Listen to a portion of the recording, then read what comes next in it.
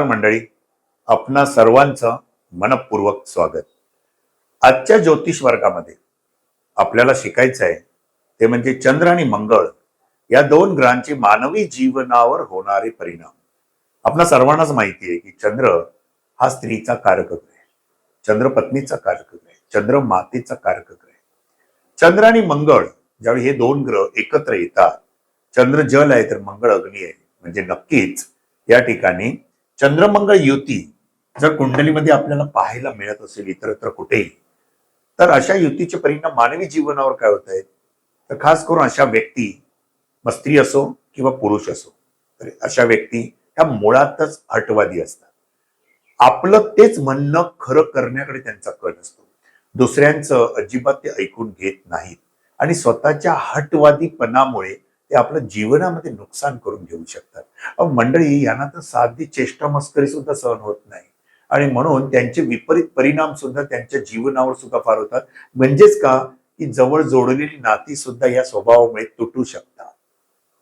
अशा लोकांचा स्वभाव विक्षिप्त आणि लहरी असू शकतो आणि त्याचे परिणाम नंतर कुटुंबावर पण होतात आणि वैवाहिक जीवनावर सुद्धा नक्कीच होऊ शकतात. त्यामुळे यांनी प्रथम आपल्या मनाची एकाग्रता जोपासणं गरजेचं आहे, मनावर ताबा ठेवणं अत्यंत गरजेचं आहे. कारण चंद्रमंगळ युती होत असून जर का एखाद्या पापग्रहाचा पुन्हा त्याच्याबरोबर अशुभ योग होत असेल, म्हणजे शनीचा अशुभ योग होतोय, हर्षदाचा अशुभ योग होत असेल, तर असा योग त्यांच्या आरोग्यावर सुद्धा विशिष्ट परिणाम करू शकतो.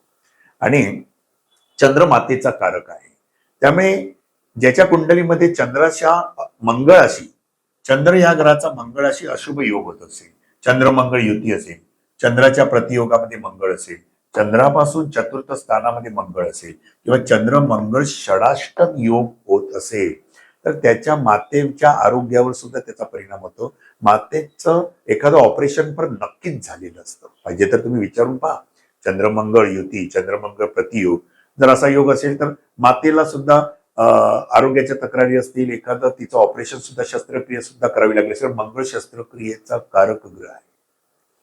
चंद्रमंगळ युती म्हणा, चंद्रमंगळ प्रतियोग म्हणा, तर माता आणि पिता यांच्याशी सहजासहजी तुमचे विचार पटत नाहीत.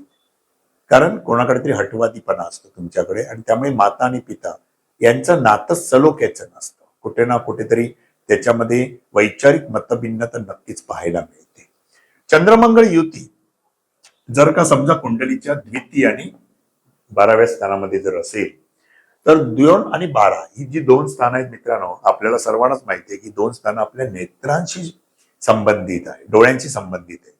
आणि पत्रिकेमध्ये जर कुंडलीमध्ये चंद्र आणि मंगळ यांची युती आपल्याला समक्रांती युगामध्ये दिसली, तर डोळ्याच्या मध्ये म्हणजेच कुठेतरी डोळ्यामध्ये, बुबुळामध्ये किंवा इकडे काळा डाग असण्याची सुद्धा शक्यता असू शकते किंवा डोळ्याच्या बाजूला किंवा डोक्याच्या बाजूला कुठेतरी एक साधी जखम आपल्याला पाहायला मिळू शकते. अनुभव घेऊन पहा, पत्रिका पाहताना नक्कीच तुम्हाला याचा अंदाज नक्की येऊ शकतो. पहा, बरोबर आहे.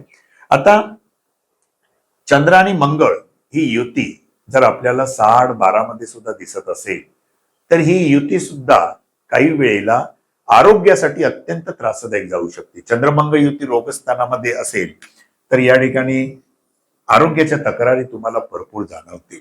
चंद्रमंगळ युती अष्टमात असेल आणि त्याच्याशी एखाद्या पापग्रहाचा अशुभ योग होत असेल, तर चंद्रमंगळ युती, चंद्राच्या चतुर्थात मंगळ किंवा चंद्राच्या प्रतियोगामध्ये मंगळ असा जर योग होत असेल आणि जर का चंद्रमंगळ युती समजा 6-12 मध्ये एखाद्याच्या कुंडलीमध्ये असेल, तर ज्यावेळी शनीचं गोचर भ्रमण होत असतं, म्हणजे तुमचा 7.5 पिरियड जर का सुरू असेल आणि तुम्हाला मधली 7.5 असेल, म्हणजेच मधली 7.5 म्हणजे तुमच्या राशीतून, राशी म्हणजे चंद्र, म्हणजे तुमच्या राशीतून शनीचं गोचर भ्रमण होत असेल, तर तो कालावधी तुम्हाला मात्र सांभाळावा लागेल. कारण हा कालावधी अपघाती योगाला सामोरं जावं लागतं. या कालावधीमध्ये चंद्र, म्हणून चंद्रमंगळ युती 6-12 मध्ये असेल आणि त्यावरून शनीचं गोचर भ्रमण होणार असेल, तर तो कालावधी तुमच्यासाठी अत्यंत त्रासदायक जाऊ शकतो. 7.5 तीव्र तापदायक जाईल, कारण चंद्र आणि मंगळ दोघेही शनीचे शत्रुग्रह आहेत. म्हणून चंद्राच्या चतुर्थात मंगळ जर कुंडलीमध्ये असेल किंवा चंद्राच्या प्रतियोगामध्ये सुद्धा मंगळ असेल, चंद्र मंगळ पत्रिकेत षडाष्टक योग होत असेल, म्हणजे चंद्रापासून 6व्या स्थानात मंगळ, चंद्रापासून 8व्या स्थानात मंगळ असेल तर असा योग आयुष्यामध्ये केव्हा ना केव्हा तरी अपघात घडवूनच आणतो. महत्वाचा मुद्दा आहे, नीट लक्षात घ्या. पत्रिका पाहताना त्याची तुम्हाला त्याचा अंदाज नक्की येऊ शकतो. मग यापूर्वी ही घटना केव्हा घडली असेल याचा सुद्धा अंदाज तुम्ही ग्रहांचं गोचर भ्रमण पाहून काढू शकता. लक्षात आलं? आता चंद्र आणि मंगळ याचे परिणाम वैयक्तिक जीवनामध्ये सुद्धा म्हणजे खास करून वैवाहिक जीवनामध्ये त्याचे परिणाम जास्त तीव्र पडसाद उमटतात. म्हणून जर का चंद्राच्या प्रतियोगामध्ये मंगळ असेल आणि तो जर का वक्री असेल, बरं का, हा जर चंद्राच्या प्रतियोगामध्ये मंगळ वक्री असेल तर अशा लोकांचा विवाह जमताना नाना तऱ्हेच्या अडचणी येतात. विवाह जमता जमत नाही आणि कदाचित काही वेळेला विवाह साखरपुडा होऊन सुद्धा विवाह खंडित होऊ शकतो, थांबू शकतो. विवाहाचं साखरपुड्याचं नंतर विवाहामध्ये रूपांतर होऊ शकत नाही. काही कारणामुळे कोणतरी व्यक्ती माघार घेते की त्यांना कळतं की आपलं पुढे काही जमणार नाही आणि म्हणून काही कारणामुळे सुद्धा या ठिकाणी विवाह मोडू शकतो किंवा काही वेळेला तुमची ठरलेली जी तारीख असेल विवाहाची त्या तारखेला तुमचा विवाह होऊ शकत नाही. काही कारणामुळे ती तारीख पुढे ढकलली जाते. अनुभव घेऊन बघा ह्या सुद्धा फलादेशाचा. चंद्राच्या प्रतियोगामध्ये मंगळ वक्री असेल तर विवाह जमताना सुद्धा नाना तऱ्हेच्या अडचणी येतात. तसंच वैवाहिक जीवनामध्ये चंद्राच्या प्रतियोगामध्ये मंगळ असेल तर स्त्री असो किंवा पुरुष असो त्यांचा पार्टनर हा प्रचंड हटवादी असतो. आपलं तेच म्हणणं खरं करणारा असतो, कोणाचंही ऐकत नाही आणि त्यामुळे वैवाहिक जीवनामध्ये प्रचंड मतांतर होतं, मतवैचित्र्य पाहायला मिळतं आणि त्यामुळे हा योग पुढे केव्हा तरी याच कारणामुळे घटस्फोटापर्यंत पाहायला मिळतो.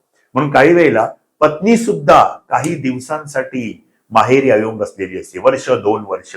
मग काही वेळेला या ठिकाणी विवाहामध्ये वियोग पाहायला मिळतो. काही कारणामुळे पती आणि पत्नी एकमेकांपासून लांब राहतात. चंद्राच्या प्रतियोगामध्ये सुद्धा मंगळ असेल, चंद्रापासून षडाष्टक योगात मंगळ असेल, चंद्राच्या प्रतियोगामध्ये मंगळ वक्री असेल तर हे निश्चितच फलादेश तुम्हाला पाहायला मिळते. काही कारणामुळे पत्नी माहेरी आलेली असते, म्हणून असा योग या वेळेला तुम्हाला पाहावं लागेल की वैवाहिक सौख्याचा कारक ग्रह कोण आहे, तो पण शुक्र. मग शुक्राच्या प्रतियोगामध्ये हर्षल असेल आणि तो वक्री असेल किंवा शुक्र वक्री आणि हर्षल पण वक्री आणि चंद्र आणि मंगळाचे असे योग तुम्हाला पाहायला मिळत असतील तर असा योग वैवाहिक जीवनामध्ये असंतोष निर्माण करतो, घटस्फोटापर्यंत सुद्धा मजल जाते. पती पत्नींमध्ये काही काळ निश्चित वियोग पाहायला मिळू शकतो. हा एक महत्वाचा फलादेश आहे. अभ्यास करणाऱ्या विद्यार्थ्यांनी जरूर हा फलादेश नोंद करून ठेवा. पत्रिका पाहताना तुम्हाला नक्की त्याची मदत मिळू शकते. चंद्रमंगळ योग ज्यावेळेला चंद्राच्या चतुर्थात मंगळ, चंद्रापासून षडाष्टक योगात मंगळ, हा योग नक्कीच 7.5मध्ये वाहनापासून धोका संभवतो. म्हणून आपण 7.5मध्ये जर का असा योग असेल, चंद्रापासून मंगळ 8वा, चंद्रापासून मंगळ 6वा, चंद्राच्या प्रतियोगात मंगळ किंवा चंद्रमंगळ युती 6-12मध्ये असेल आणि त्यावरून शनीचं गोचर भ्रमण जर होणार असेल, चंद्रावरून शनीचं गोचर भ्रमण होणार असेल, तो मंगळाशी षडाष्टक योग करत असेल तर तो कालावधी वाहनापासून प्रिकॉशन्स घ्यावी. किंवा तुम्ही जर एखाद्या ठिकाणी, चंद्र जलाचा पण कारक ग्रह आहे, जर का एखाद्या ठिकाणी समुद्र, तलाव, ओढे, नाले या ठिकाणी जर तुम्ही काही वेळेला समुद्र, तलाव याच्यामध्ये पोहायला जात असाल तर विशेष करून त्यावेळेला तुम्ही विशेष खबरदारी घ्यावी, अन्यथा काही प्रसंगांना तुम्हाला सामोरं जावं लागू शकतं.